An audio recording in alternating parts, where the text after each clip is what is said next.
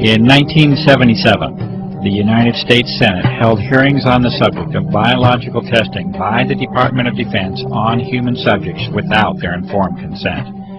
In the opening statement, Senator Kennedy identifies the key issue of the hearings, the known use of Americans as unwitting human subjects for open-air germ warfare testing conducted in the public domain by officials of our own government.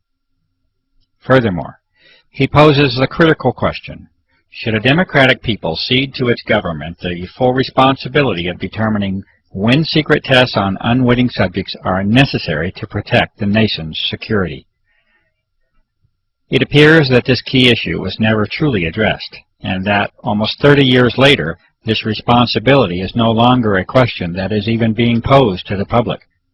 It is a fact, however unpleasant and distressing the consideration may be, that biological components have been repeatedly identified in a series of tests of atmospheric samples over a period of several years. The U.S. Environmental Protection Agency has refused to identify physical material that has been demonstrated to contain biologicals of this same form. These components appear to involve the use of desiccation, freeze-drying, and aerosol distribution methods, exactly the same methods itemized within the private contractor listings of the Senate hearings. Evidence further indicates that extremely advanced biotechnical methods are likely to be a part of the development and delivery process. To date, no professional or public medical professionals have attempted to duplicate the test methods and results, and the evidence continues to be provided only through independent citizen activism. Acknowledgement and response to this evidence by all public officials remains lacking. There is currently no prospect of government hearings on the aerosol issue, and the reality of the evidence continues to be denied by public officials.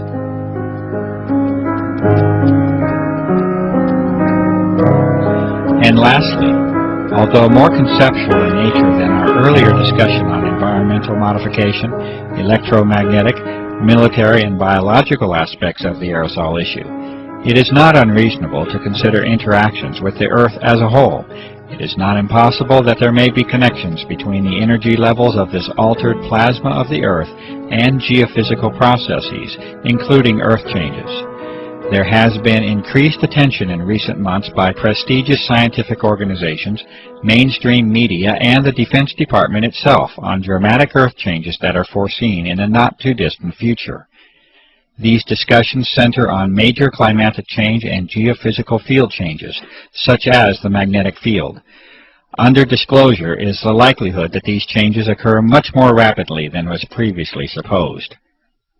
It is at least a theoretical reality that a plasma sheath around the Earth can accumulate energy. This originates from the combination of increased electron density and low-frequency energy propagation. There are many questions that can be asked as to how and if this energy can be harnessed to affect the Earth. The many abnormal Earth changes already on the record during the recent years certainly offer a motive for examining the energy transfer between the Earth and the now altered atmosphere.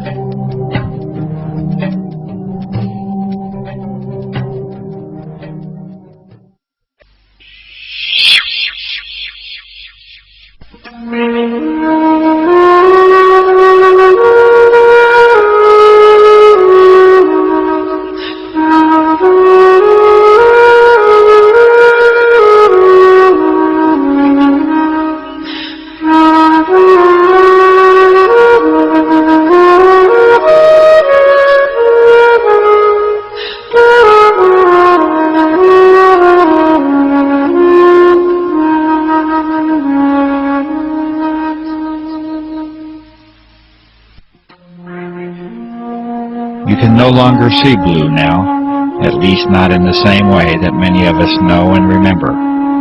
Your horizon has largely turned to white, and there is a very good reason that this is so.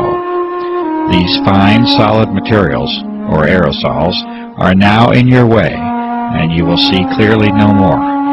The source and origin of these aerosols is now abundantly clear, and the aircraft operations have now made their mark upon this planet. It is a mark that you must now live with, and that you must now breathe, and that you must bear the consequences of.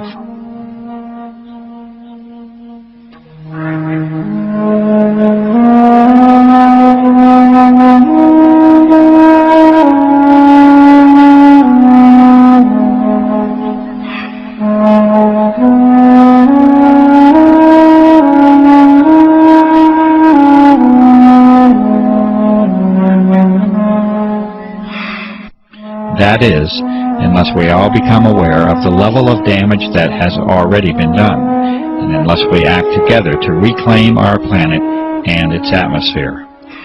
These images were taken in what was once one of the cleanest locations on the Earth, and that is the high desert of the Southwest.